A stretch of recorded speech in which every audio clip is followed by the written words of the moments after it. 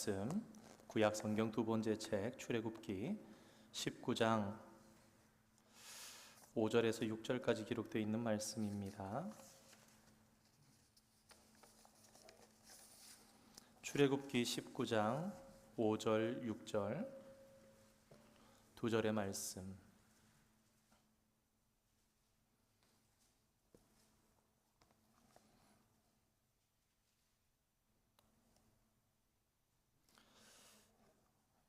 출애굽기 19장 5절, 6절 두 절의 말씀 우리 합독으로 받기를 원합니다. 함께 읽겠습니다. 세계가 다 내게 속하였나니 너희가 내 말을 듣고 지키면 너희는 모든 민족 중에서 내 소유가 되겠고 너희가 내게 대하여 제사장 나라가 되며 거룩한 백성이 되리라. 너는 이 말을 이스라엘 자손에게 전할지니라. 아멘. 주일이 지나고 진짜 지난 3일 동안은 지난주와 결이 다른 그런 날씨 가운데 아침 저녁으로 선선한 게 얼마나 좋은지 참 좋다 생각하면서 오후에 생각해 보니까 그런 생각이 들더라고요. 야, 사람이 이 한 10도 정도의 온도 차이에 이렇게 왔다 갔다 할 수밖에 없는 연약한 존재구나. 근데 생각해 보면 정말 짐승들을 봐도 사람만큼 연약한 그런 생물은 잘 없다 그래 싶습니다. 근데 진짜 저희들이 주님 앞에 그런 존재가 아닌가 그렇게 생각됩니다. 교만한 마음 내려놓고 정말 늘 주님 앞에 설 때마다 아무것도 아닌 저희들을 구원해 주신 하나님에 대한 은혜가 늘 넘치는 가운데 감사와 찬송이 넘치는 그런 삶, 정말 주님 기뻐하시는 삶을 살아가는 그런 저와 여러분의 귀한 생애가 되기를 원합니다. 우리 지난주에 하나님의 백성, 사탄의 백성 그러한 제목으로 말씀을 나누어 봤습니다. 아까 찬양을 통해서도 말씀을 드렸지만 우리가 말이라고 비유를 해본다면 말이 기수가 있어서 기수가 지시하는 대로 간단 말입니다. 그런데 그 기수가 하나님 아니면은 사탄밖에 없다는 겁니다. 하나님이 타지 않으시면 내 인생에 내가 원하는 대로 주장해도 그건 사탄이다. 그리고 그 사탄의 백성이다라는 것은 다른 특별한 것을 얘기하는 게 아니라 물론 대단한 범죄를 저지르고 사람을 해하고 흉악하게 살인하고 그런 사람들도 있지만 그런 사람들만 있는 게 아니라 오히려 더 많이 아주 평범해 보이는 그냥 나를 위해서 사는 많은 사람들이 자기를 위한 삶을 사는 사람들이 바로 사탄의 백성이다. 교회 안에도 우리가 세례를 받고 예수 그리스도의 은혜를 맛보고도 얼마든지 사탄의 백성의 삶을 살 수 있다는 것에 대해서 생각해 보았습니다. 그래서 자기를 위해 사는 삶, 사탄이 처음부터 우리를 유혹했고, 여러분 생각해 보십시오. 최초에 하와를 유혹할 때 별것 아닌 게 아니라 주인이 바뀌는 겁니다, 여러분. 그래서 하나님 앞에 그거는 참 큰 범죄였다는 사실을 우리가 다시 기억했으면 좋겠습니다. 왜 그런가? 지난주에 그림의 틀을 봤잖아요. 이렇게 조이는 세상의 틀로 볼 때는 별일 아닌 거예요. 야, 하나님이 그런 정도를 가지고 우리에게 그러실 수 있나? 한 번쯤은 들어봤어요. 그 뭐 열매 하나 따먹었다고 그러실 수 있나? 그런데 본질은 열매에 있는 것이 아니라 본질은 주인이 바뀌어버린 것이죠. 하나님이 주인이었던 존재가 내가 주인이요 다른 것이 주인이 되는 삶을 살았던 것입니다. 그래서 세상의 틀에 맞추어 넣으려고 하지만 로마서 12장 2절 말씀, 그러나 너희는 이 세대를 본받지 말고. 그러니까 사실 끝없는 세상과의 가치관의 싸움이 우리 영적인 싸움일 수 있다. 그래서 세상의 빛과 소금이라 예수님 말씀하신 것은 다르다는 거죠.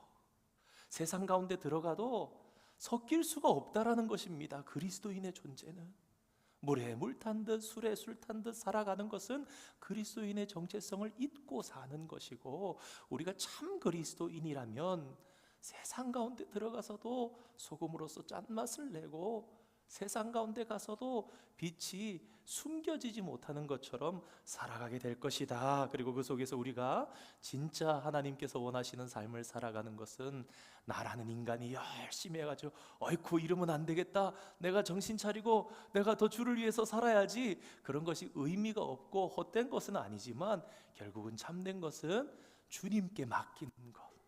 마치 노아의 방주처럼, 전에도 말씀드렸죠. 방주는 배가 아니고 박스라고. 배는 엔진이 있어서 스피드를 조절할 수 있고, 배는 키가 있어서 왼쪽 오른쪽을 조정할 수 있지만 방주는 키가 없고 엔진이 없습니다. 방주는 누가 운행하시는가? 하나님이 운행하시는. 천천히 갈지 빨리 갈지, 왼편으로 갈지 오른편으로 갈지. 그리고 이제 마지막으로 예수 그리스도와 함께 지어져가는 그러한 교회, 지체된 성도에 대해서 생각해 보았습니다. 오늘은 구원받은 자의 책임이라는 주제를 가지고 함께 말씀을 나누어 보기를 원합니다. 이제 아마 이 과가 이제 마지막이 될 것 같은데요. 아마 다음 주까지 하면 맞춰지지 않을까 싶습니다. 성경에 대해서 배우고 그러고 나서는 우리 그리스도인 된 사람들의 삶은 어때야 되는가에 이제 삶의 마지막 부분에서 너희는 내 증인이 되라. 증인되는 구원받은 자의 책임 무엇인가? 우리가 마태복음 28장 19절 20절 말씀 잘 알고 계실 것입니다. Great Command라고 그러죠. 위대한 주님의 마지막 명령. 그러므로 너희는 가서 모든 민족을 제자로 삼아 아버지와 아들과 성령의 이름으로 세례를 베풀고 내가 너희에게 분부한 모든 것을 가르쳐 지키게 하라. 볼지어다 내가 세상 끝날까지 너희와 항상 함께 있으리라 하시니라. 사실 이 말씀은 예수님께서 승천하실 때에 제자들에게 주신 말씀이지만 이 말씀은 또한 오늘날 믿는 우리 모두에게, 그리스도인 된 자들에게 주는 것입니다. 우리가 지금까지 이제 마태복음도 우리 주일마다 다루어 왔는데 마태복음도 이제 마지막까지 왔는데 어떻습니까? 주님께서 부르시는 거예요. 산상수훈을 통해서 부르시는데 처음에는 그 중에서 무리가 따르는 무리가 생깁니다. 근데 무리에서 어느 순간 주님께서 구분하십니다. 그냥 따라다니는 팬이 아니라 제자, disciples. 무리는 관심사에 따라갈 수 있지만 제자는 스승을 닮아가는 거예요. 스승이 하는 일을 하는 거예요. 자, 그런데 그 제자가 곧 오늘날 마태 공동체가 얘기하는 제자는 마태복음을 읽으면서 제자들에게 하시는 말씀은 오늘 믿는 우리 신자, 우리 성도들에게 하는 말입니다. 그러니까 이 말씀을 다시 적용하면 어떻게 되는가? 너희는 내 증인이 되라. 오늘 믿는 우리들에게, 성도들에게, 그리스도인들이 하는 거예요. 너희는 그리스도의 증인이 되라. 자, 우리 첫 번째 그림을 보면요. 자, 지도가 보입니다. 지도가 보이는데 지도의 중심점에 보면은 이렇게 뭐 동심원이 그려져 있죠. 이렇게 쭉쭉 동심원이 그려져서 퍼져 나갑니다. 네, 이 중심에 보면은 무엇이 있는가? 중심에 딱 보면 예루살렘. 그러니까 예루살렘에서부터 모양이 어떤 모양입니까? 십자가 모양이 쫙 퍼져 나가는 그런 모습을 지금 보게 됩니다. 세상 끝까지 이렇게 퍼져 나가는 그런 모습. 예수님께서 승천하시기 바로 직전에 마태복음 28장에도 그리고 사도행전 1장에도 그 8절의 말씀에 우리가 잘 아는 말씀, 오직 성령이 너희에게 임하시면 너희가 권능을 받고 예루살렘과 온 유대와 사마리아 땅끝까지 이르러 내 증인이 되리라 하셨습니다. 자, 여러분 한번 생각해 보시기 바랍니다. 예수님께서 십자가에서 죽으셨습니다. 장사되셨는데 사흘째 부활하셨습니다. 그리고 40일을 제자들과 함께 있으신 후에 감람산에서 제자들이 보는 가운데 하늘로 들리움을 받습니다. 500여 형제들이 거기서 하늘을 보고 있으니까 주님의 형상은 사라지고 그 곁에 있던 천사들이 뭐라 그럽니까? 어찌하여 그리고 있느냐?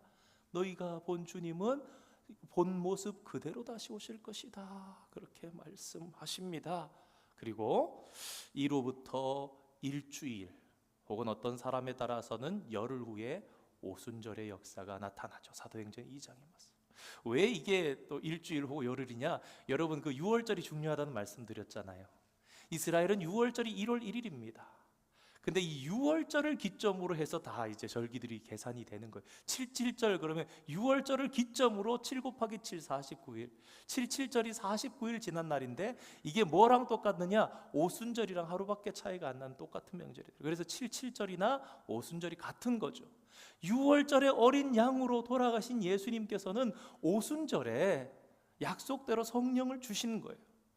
그런데 이게 어떻게 40일 동안 머무신 시간을 부활하시고 죽으신 날로부터 40일을 따지냐, 아니면은 사흘 후대에 부활하시고 40일간 머무셨냐에 따라서 혹 누군가는 일주일이라고 얘기도 하고 혹 어떤 사람들은 열이라고 얘기도 하지만 그 이후에 그러니까 제자들이 모여서 오랜 동안 기도하고 예루살렘에서 마가의 다락방에서 있었던 것이 아니라 짧게는 일주일, 혹 길게 본다면 열흘간 모여서 기도하고 있던 가운데 성령이 불의 혀같이 갈라지고 급한 바람같이 임했던 것입니다. 자, 그런데 이 역사가 정말로 성령께서 오신 것을 시작으로 해서 예수를 증거하는 그 진지하게 증거하는 그 일이 시작되었습니다. 그리고 우리는 그 결과 복음을 받아서 오늘 예수님을 구주로 믿고 살아가는 증인된 우리의 앞선 선구자들, 우리보다 먼저 믿은 사람들에 의해서 자녀가 하나님의 자녀가 되었죠. 그것을 형상화한 것이 바로 지금 지도 위에 보시고 있는 그런 모습입니다. 예루살렘에서 가이사랴에서 배를 타고 다메섹으로도 가고 살라미 바보로 이렇게 섬으로 갔다가 안디옥에 가서 복음 전하고 더베에서 루스드라에서 돌 맞으면서 그러면서도 복음을 전하고 에베소로 데살로니가로 이렇게 쭉 보이실 겁니다. 그리고 제일 끝에 제일 북쪽에 보니까 로마라고 돼 있죠. 멜리데에서 이게 배가 파손돼서 했던 그런 일들 다 생각나실 것입니다. 예, 이 복음 전했던 바울의 그러한 복음 전도지였습니다.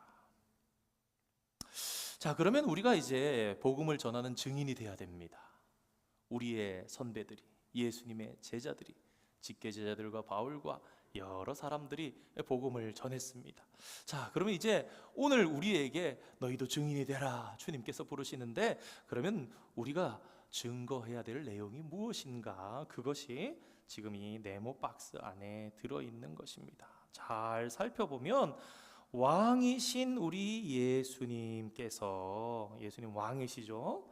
근데 이 땅에 오셔서 왕이신 그 예수님이 종처럼 우리를 섬겨주시고 우리를 살리시기 위해서 세 번째 십자가에서 죽으시고 장사되셨다가 부활하셔서 승천하신 그 주님, 그리고 오늘도 우리에게 성령으로 우리 가운데 함께 하시는 주님을 우리가 체험하며 우리가 함께 살며, 제가 다음 주쯤에는, 이번 주일 말고 다음 주쯤에는 마태복음 20장 이어서 살과 피 주님을 먹고 사는 거에 대해서 말씀을 드리면서 이 부분에 대해서 좀 더 이렇게 우리가 성찬식과 주님을 먹는다는 것에 대한 것, 주님을 마시고 주님을 먹는다는 것에 대해서 좀 더 심화하면서 함께 은혜를 나누어 보려고 합니다. 그때 조금 더 말씀을 나눠 보도록 하고요. 자, 그래서 이것이 우리가 증거해야 할 복음의 핵심적인 내용이죠. 여러분 한번 생각해 보십시오. 왕이신 주님께서 이 땅에 오셔서 인간들을 왕이신데 섬겨주시고 심지어 죽으시고 장사되시고 부활하셨다가 승천하셔서 하나님 우편에 계시는데 성령으로 지금도 선물을 주시사 우리에게 오셔서 성령을 통해서 우리와 함께 살고 계신다는 거예요. 그걸 믿고 사는 사람들이라면 여러분 그 삶이 어때야 됩니까? 섬기고 내가 죽고 예수님처럼 살아가는 그런 삶이 바로 증인의 삶이다. 그런 것을 또한 생각해 볼 수 있습니다. 자, 우리가 그림을 다시 보게 되면요, 자, 시작이 예루살렘에서 시작이 됩니다. 그래서 땅 끝까지 이르러 내 증인이 되라 그러는데 요 지도에서 보면은 지금 땅 끝은 로마로 보이지요. 그런데 당시에 로마의 통치 영역이 대단했습니다. 당시로서는 뭐 세계가 로마 아닙니까? 로마의 시대, 모든 길은 로마로 통한다 할 정도로. 성지순례 가보고 여러 나라들, 지중해 끝까지 이런 있는 나라들도 가보면요, 정말 놀라운 게 이 로마가 통치했던 시대가 언젠데 도로를 벽돌들로 다 깔아놓은 거예요. 마차를 발견해서 바퀴가 발견돼서 이렇게 발명돼서 살아가는데, 마차가 얼마나 다녔으면 그 돌들이 마차 다닌 그 길, 두 군데 길이 마치 기차 트랙처럼 한 20cm, 8인치 정도가 파여 있는 거예요. 로마의 시대는 뭐 여기도 이렇게 스페인 점령한 데가 많이 있습니다만 어딜 가든지 그렇잖아요. 중심에 공원이 있고, 한쪽은 교회, 한쪽은 시장, 한쪽은 학교, 한쪽은 관공서, 그래서 살아가는 그 이제 모토가 되는 게 이제 스페인 점령제 아닙니까? 로마는 길을 닦습니다. 길을 닦는데 그 길에 마차가 뭐든지 가는 거예요. 오늘날로 따진다면 KTX 막 공항이 이렇게 쫙 돼 있는 거, 활주로가 다 돼 있는 겁니다. 근데 거기에 마차가 늘 말로 다니고, 그 속도가, 이동 속도가 장난이 아니고요. 뿐만 아니라, 그러니까 가면서 쉬고 또 가면서 쉬고 말을 바꿔주고 하면서 할 수 있으니까, 뿐만 아니라 그 옆으로 이렇게 벽이 서 있는데, 여러분 상하수도 시스템이 돼 있어요. 길이 가면 물이 같이 따라가게 돼 있는 것을 가는 곳마다 로마가 통치했던 지역들을 가보면서, 이야, 2000년, 2500년 전에도 이렇게 사람들이 대단하게 살았구나. 여러분 보십시오. 2000년 전에 로마에 살았던 그 공중 목욕탕, 이런 문화들 보세요. 바닷가 가운데 지어진 그런 진짜 해변을 보면서 마치 노천탕처럼 그렇게 살았던 그들의 문명을 보면 정말 대단합니다. 아무튼 그 당시에 제국이 이제 로마 제국인데, 그 사실은 오늘 지도에서는 로마라고 돼 있지만 땅끝 어딘가 여러분 스페인, 포르투갈, 성경에 뭐라 나옵니까? 서바나. 로마서에 보면 사도 바울이 다른 교회들은 다 자기가 전도해서 세운 교회예요. 고린도 교회 2차 전도 여행 때 가서 로마서 이제 사도행전 18장에 나옵니다. 에베소 교회 사도행전 16장에 이렇게 가서 했고, 세웠던 교회, 빌립보 교회 16장에 갔고, 그 에베소 교회는 3차 전도 여행 때 가서 오랫동안 있으며 머물면서 이렇게 세웠던 교회들 다 그렇습니다. 베레아 교회, 뭐 데살로니가 교회는 3주밖에 안 머물렀던 그런 교회고 다 그런데, 자, 서바나 로마 교회는 바울이 세운 교회가 아니었습니다. 그런데 그런 얘기하죠. 로마서 15장 22절에서 24절 아마 그럴 텐데 거기 보면 나올 거예요. 내가 여러 번 가려고 그랬는데 길이 막혀서 못 갔다. 그러면서 내가 복음의 빚진 자인데 가서 너희에게 그 복음을 전하고, 그리고 너희들이 나를 좀 서바나로 보내줘라, 그런 얘기를 합니다. 내가 거기서도 복음을 전할 것이다 했는데, 사도 바울의 그런 꿈을 볼 수가 있습니다. 왜냐하면 여러분 그 서바나는 스페인을 얘기하는데 당시로서는 세상의 끝이었던 거예요. 신대륙이 발견되기 이전에 세상으로 이렇게 볼 때는 스페인과 포르투갈까지 가면은 전도가 끝나는 거라고 생각했어요. 그러니까 사도 바울의 마음은 막 불탔던 거예요. 내가 저 땅까지 가서 복음을 전하면 예수님이 곧 오실 텐데, 그런 가슴으로 뛰었는데 길이 허락되지 않고 막혀서 열리지 않았는데 열려질 것 같은 거예요. 그래서 로마로 가면서 로마에 있는 교회에 편지를 쓰고 자기의 복음을 전하고, 그리고 가서 은혜를 나누고 거기서 이렇게 갈 줄 그렇게 소망하는 내용들이 나오는 것도 봅니다.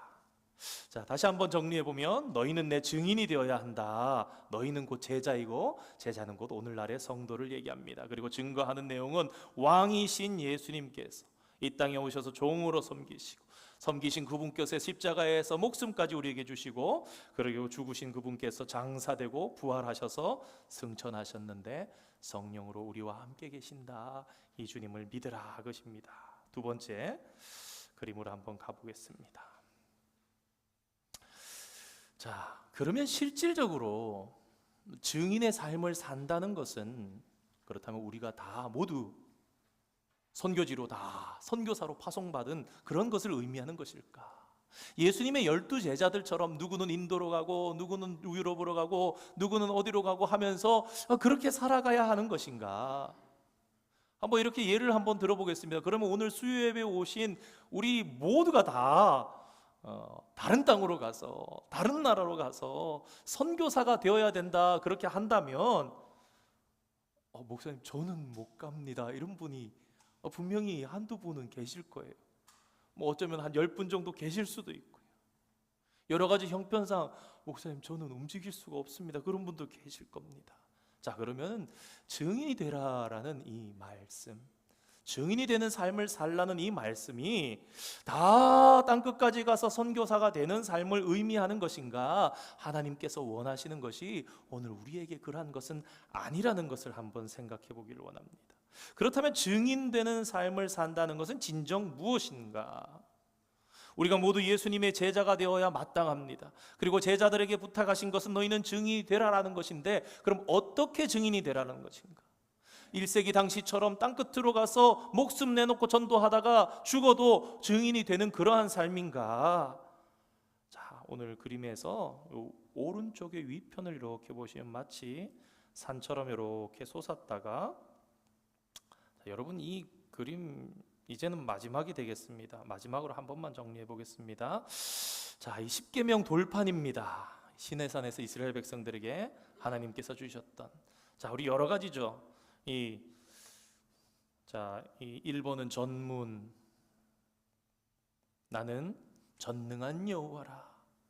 자, 두 번째 역사적 진술이죠. 나는 너희를 애굽 땅 종되었던 땅에서 인도해낸 여호와다. 여기까지가 왜냐하면이에요. 왜냐하면 나는 전능한 하나님이고, 왜냐하면 나는 너희들을 애굽 땅 종되었던 곳에서 인도하여 낸 내 하나님 여호와니까. 그러므로, 자, 세 번째는 또 돌판이 보니까 두 개가 동그랗게 들어있죠. 뭐예요? 하라 하지 말라, 십계명 같은 하나님의 계명을 말씀하시는 겁니다. 계명. 그 다음에 네 번째는 반복. 기억나실 겁니다. 왜 우리가 오늘날도 하나님의 말씀을 반복해서 읽고 생각하고 해야 하는가? 그 다음에 다섯 번째는 증인이었죠. 하늘의 허다한 증인들, 구름같이 허다한 증인들이 너희 앞에 있고, 여섯 번째는 축복과 저주. 그래서 신명기 28장 같은 말씀도 생각할 수 있고, 우리가 구약에 대해서 따로 생각해보고 신약에 대해서도 따로 생각해봤습니다.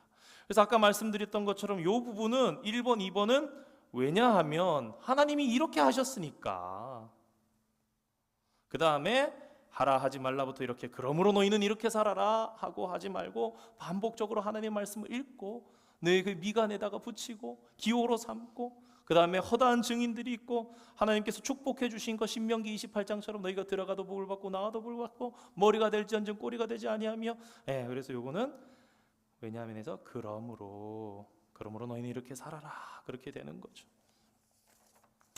자, 이것이 우리가 알고 있는 계명들의 내용인데, 우리가 증인으로 산다고 하는 말의 의미는 성경적으로는요, 결국 무엇이냐? 우리 오늘 출애굽기 19장 5절 6절 말씀 읽었잖아요. 여러분, 성경적으로는요, 증인이라는 것이 제사장의 삶을 살라는 얘기입니다. 증인과 제사장이 같은 거예요, 사실은요. 구약의 제사장이 신약의 증인이다, 이것으로 해석이 될 수 있습니다. 자, 우리 출애굽기 19장 5절 6절 말씀은 읽었고요. 우리 성경 신약 거의 끝부분에 베드로전서 2장 9절 말씀, 아주 유명한 말씀이죠. 요한일서 2서 3 앞에 베드로전서, 신약 성경 378면인데요. 우리 한번 읽겠습니다.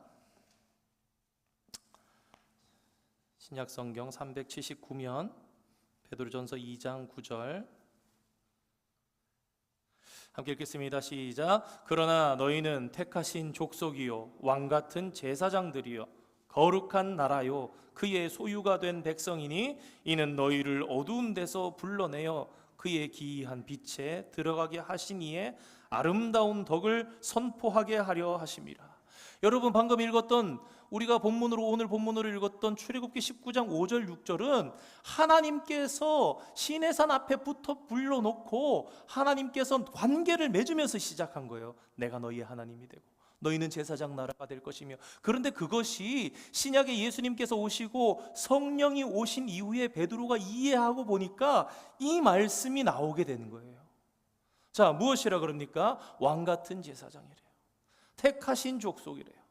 거룩한 나라라고 불러주셨대요. 누구를요? 예수 믿고 구원받은 우리를요. 근데 왜 그렇게 하셨는가? 그 이유가 무엇인가? 오늘 베드로전서 2장 9절 말씀 끝부분에 보니까 뭐라고요?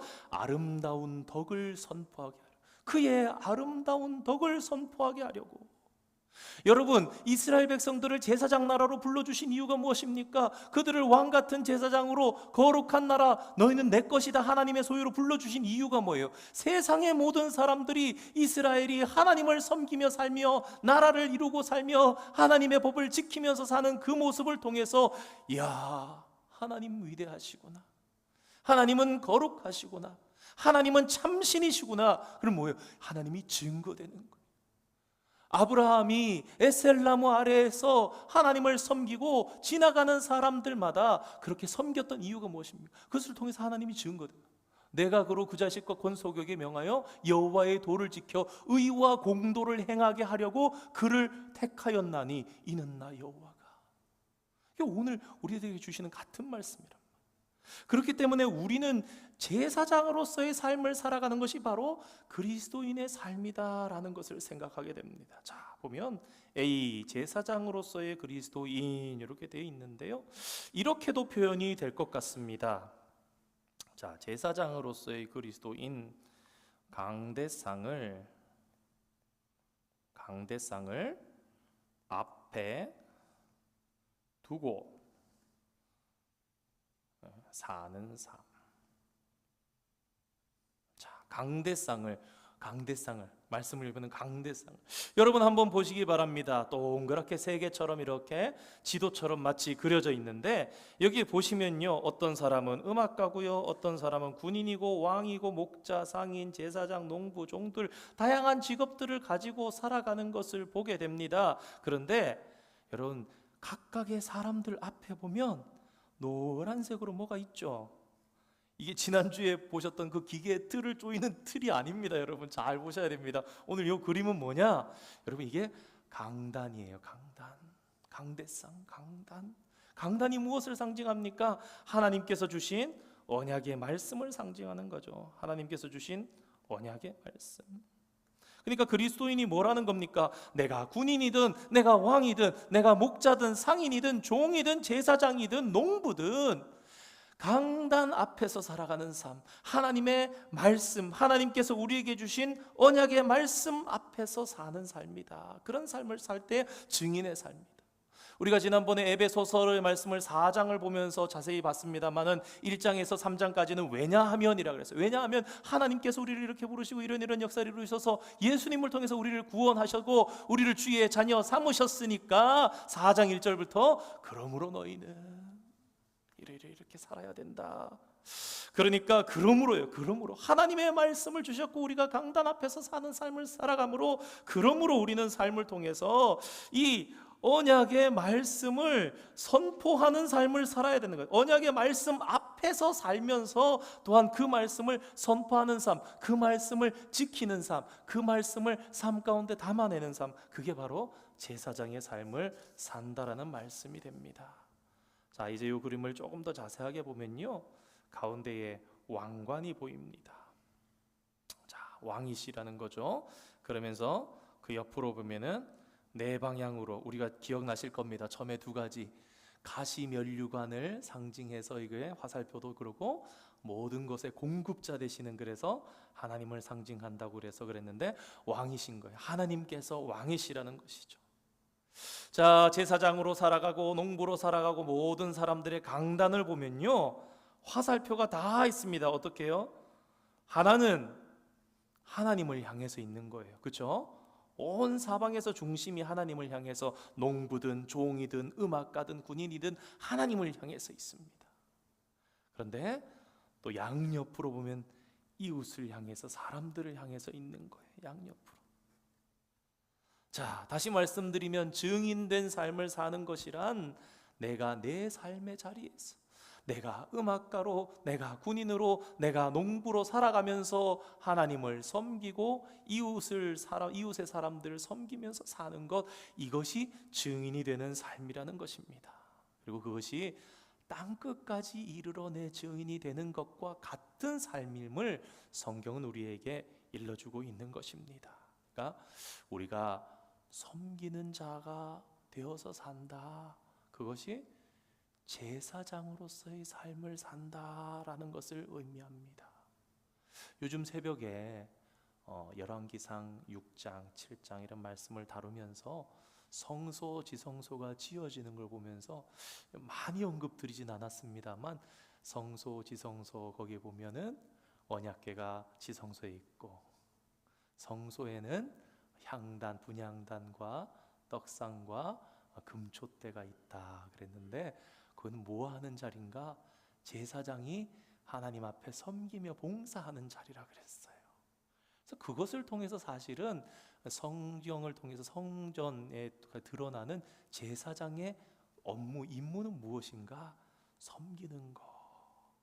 그게 사실은 오늘날 성도의 삶이 섬기는 것이라는 게 담겨 있는 것입니다.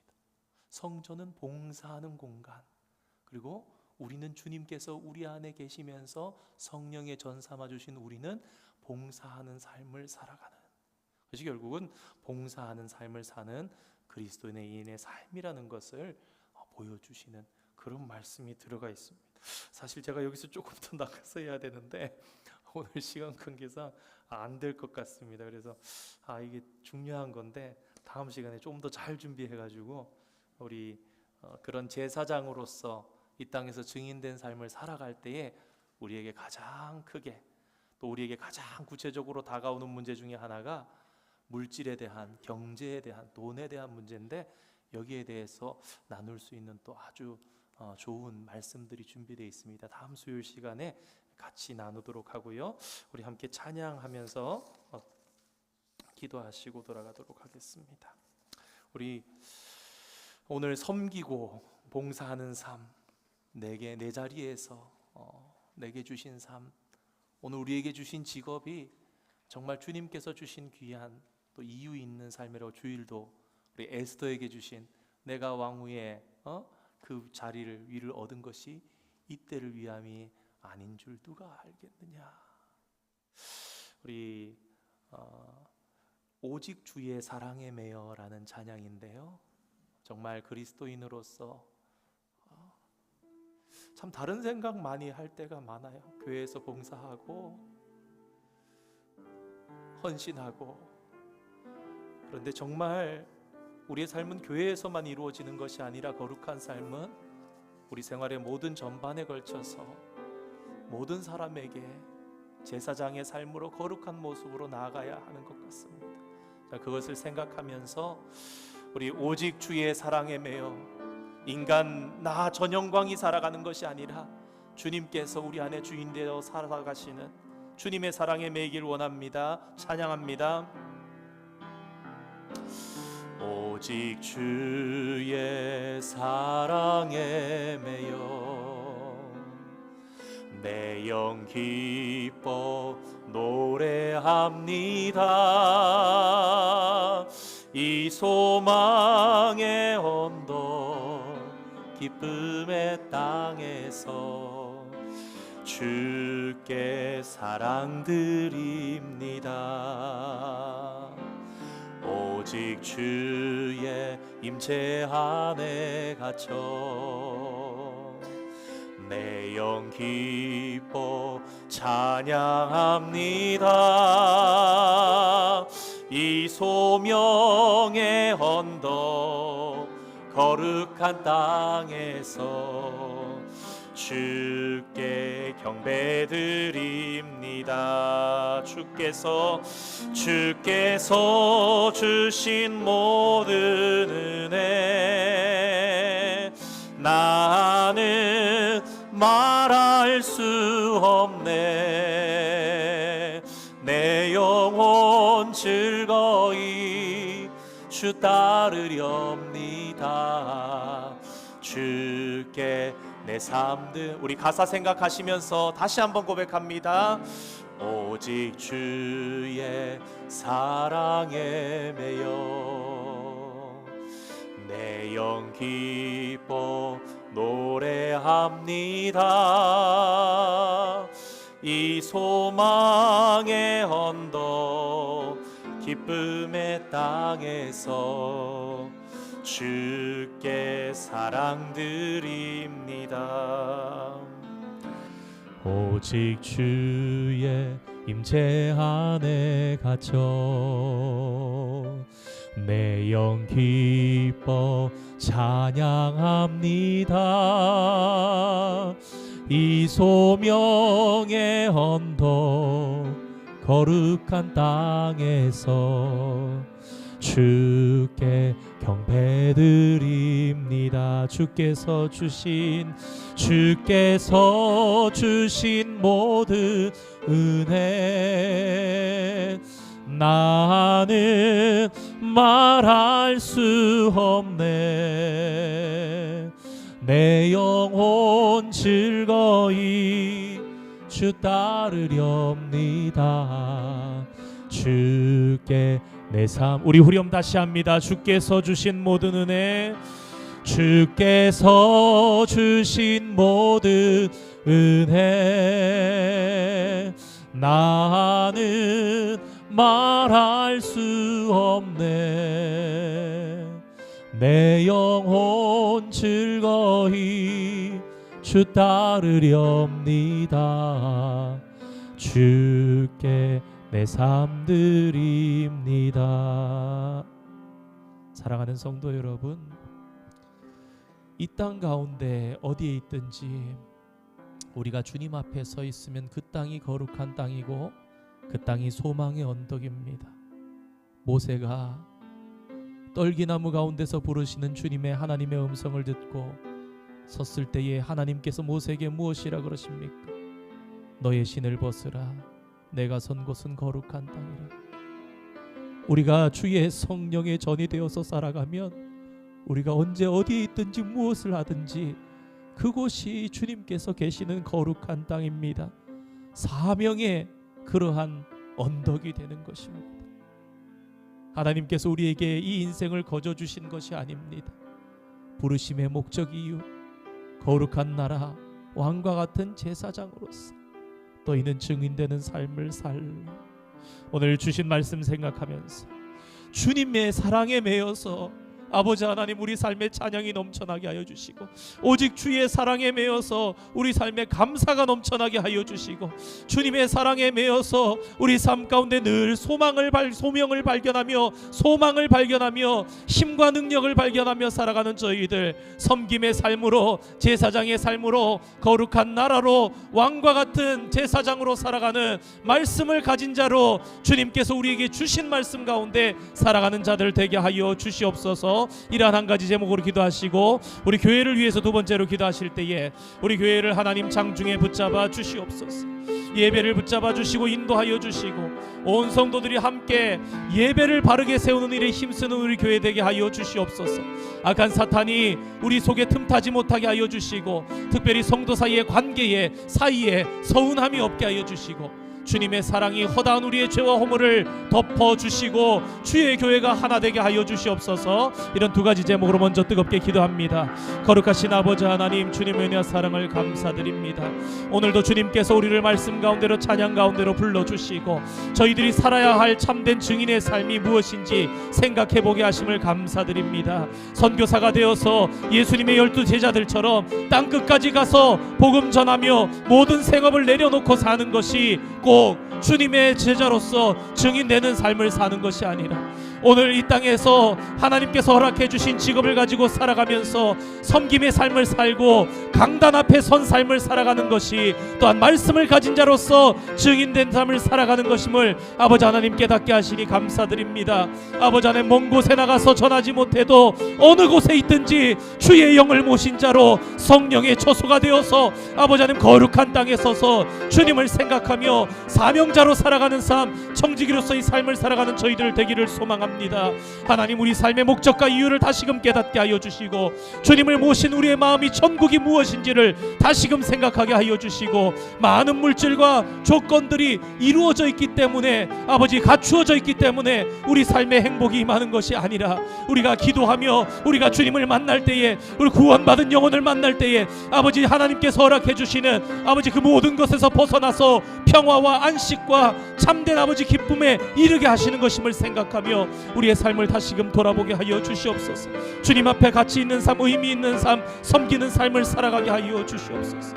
하나님 세워주신 솔즈베리 한인장로교회, 우리 교회를 하나님께서 장중에 붙잡아 주시기를 소망합니다. 특별히 예배를 아버지 하나님이셔 붙잡아 주시고, 예배에 아버지 하나님이셔 집중하며 예배의 승부를 거는 아버지 교회 되게 하여 주시고, 온 성도들이 함께 주님 앞에 하나님의 예배를 바르게 세워가는 일에 아버지 힘을 다하는 아버지 하나님이셔 모여서 기도하며 아버지 찬양하며 악한 사단이 틈타지 못하게 중보하며 기도하며, 하나님께서 천군 천사로 아버지 하나님이시여 둘러싸시며 보호하시며 주님이시여 우리의 관계 사이에서 간섭하시며 아버지 하나님이시여 서운함이나 섭섭함이 없게 하여 주시고, 주의 사랑이 모든 것을 덮고 죄와 허물을 덮고 자랑하는 우리 교회 되게 주님 축복하여 주시옵소서. 주님 이 땅에서 살아가는 시간 주님의 사랑에 매여서 살아가기만도 아버지 하나님이시여 바쁘고 아버지 하나님이시여 정말로 시간이 없는 그러한 삶을 살아갈 수 있는 축복을 누리게 하여 주시옵소서. 덧없이 아버지 하나님이시여 의미 없이 아버지 다른 곳에 시간을 보내며 주님 앞에 의미 없는 삶을 살아가는 것이 아니라 주님 앞에 참 의미 있는 삶으로 주님의 축복을 향해서 살아가게 하여 주시옵소서. 우리 한 번만 더 기도하면서 나가겠습니다.